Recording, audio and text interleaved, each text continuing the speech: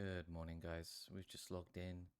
It's a Sunday, and we're going to do a farm run. You want to make sure you're doing your farm runs if you're trying to max, guys. I know if you're like me and you just absolutely despise them, you want to make sure you're doing them.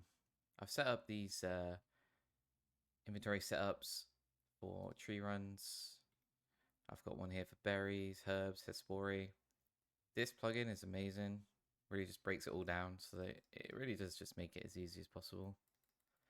And then, yeah, you just put everything on, and as long as you remember exactly what you need. In my case, I'm going to be looking for yews and papayas because we don't have any magics or dragon fruits left.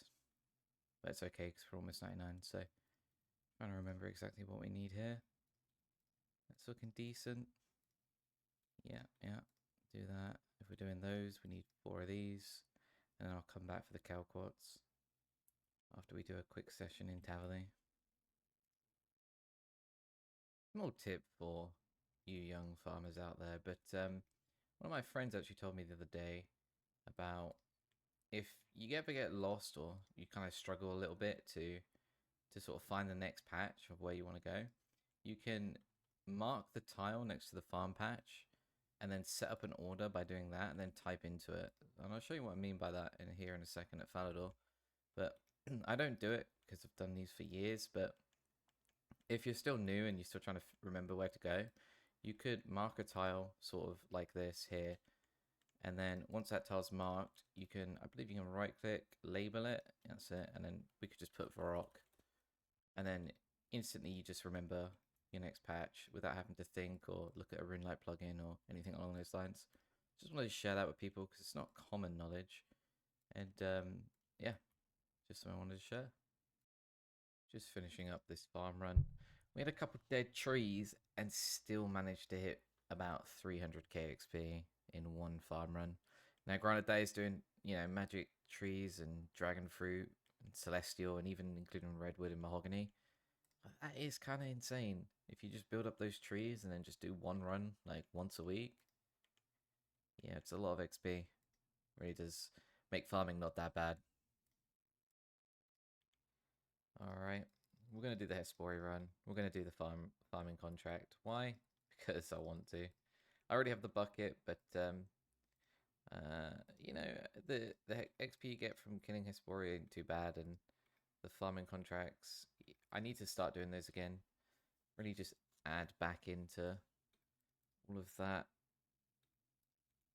Those seed rewards that I've not been getting. More so snape grass than anything else. I think if you're an Iron Man and you want to get farming done for prayer pots, but you use CBA to do Waterbirth Island, just do your farming contracts. The amount of snape grass seeds that you get will carry you. Fortunately, we had 2 planted here and we got watermelons. Unlucky.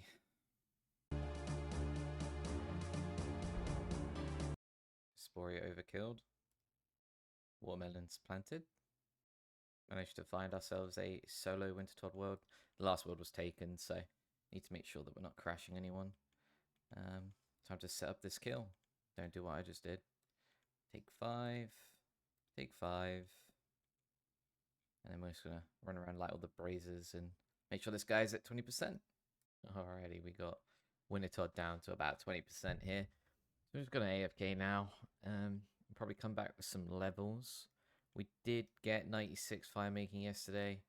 I didn't record it, but I'll probably include a screenshot from RuneLite just to showcase it.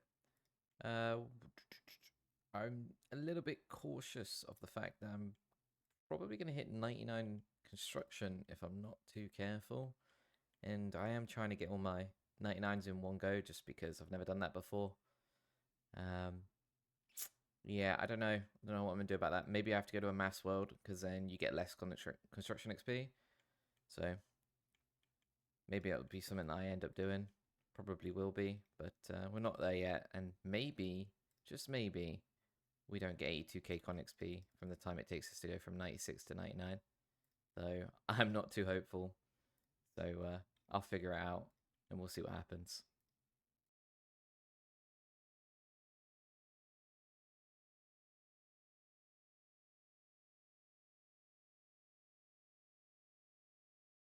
All right, guys, we're back, and as you can see, yep, we did in fact go to the mass world. We're at 97 Firemaking now, so 2 levels to go till 99, and yeah, unfortunately, we did have to come to the mass world just simply because I've got a goal to get all those 99s at the same time, and as you can see here, we're 56k off of 99 construction, and when you solo, you do get quite a fair amount of construction XP, which is one of the benefits. So unfortunately, we've had to sack the slightly more AFK relaxed method for the attention required masses. But it's fine. We'll grind this out till 99, and I'll see you guys in the next clip. You did not earn enough points to be worthy of a gift from the citizens of Korinth at this time. And this is why we don't like the mass worlds, boys.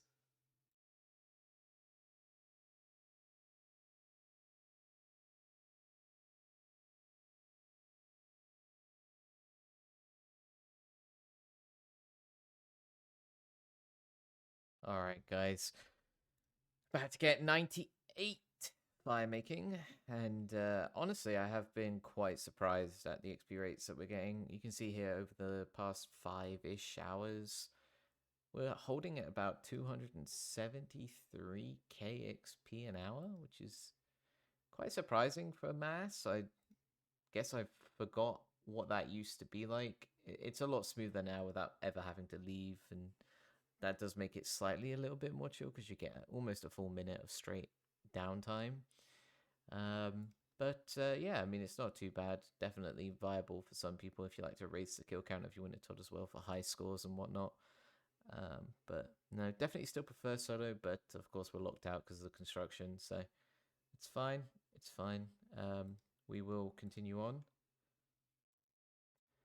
Almost forgot to mention, we'll be doing this for another 500, 700k XP, get to about 500, 700k. I don't want to get too close to 99 and then accidentally do something stupid and level it. So, gonna do that, and probably then start to look on to moving on to the next skill. Probably gonna look to do either smithing or fishing. Try and get this row finished up. And that's pretty much where we're at. So I'll see you guys in about 500, 700k XP.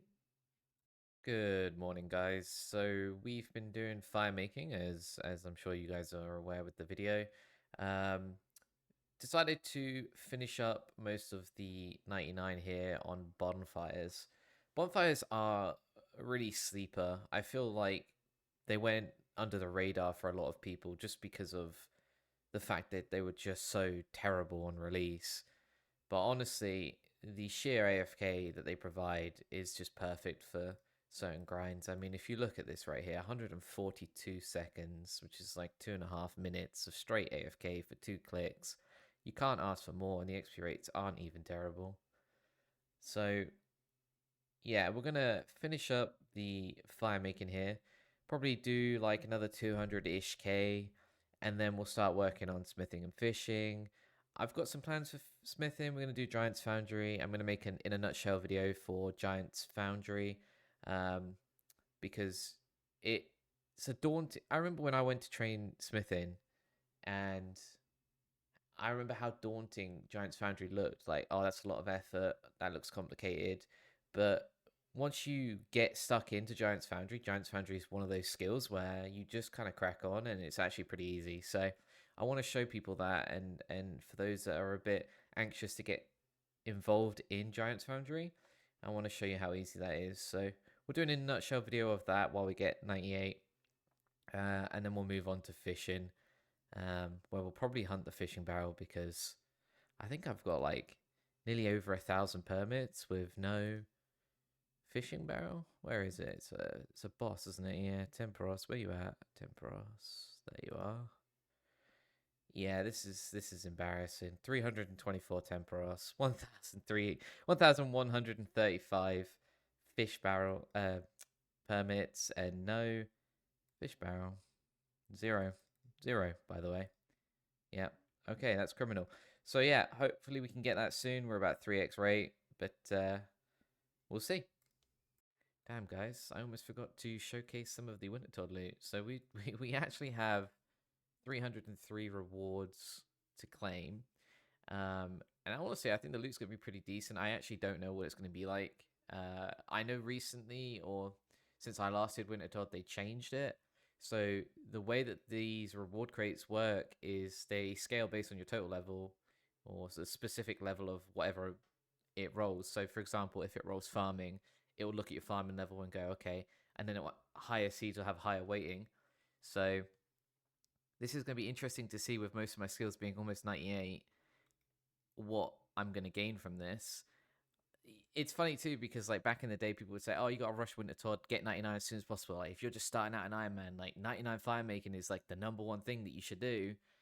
But that's not the case anymore. I would actually argue the best time to do it is like around 60s, maybe 70s, just to get yourself like a good boost of like seeds, herbs, logs, planks, whatever it is that you end up getting, raw fish. Um, but yeah, let's see what we get.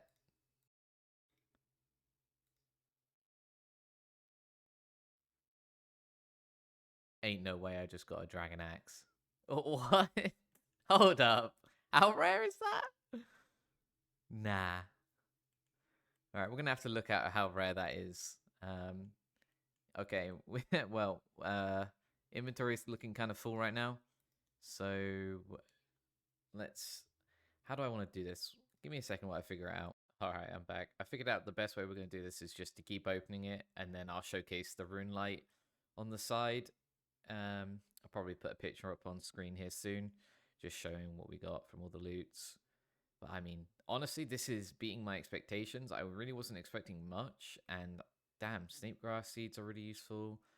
A lot of magic logs, to be honest. Raw sharks, burnt pigeons are obviously always good for the Tome of Fire.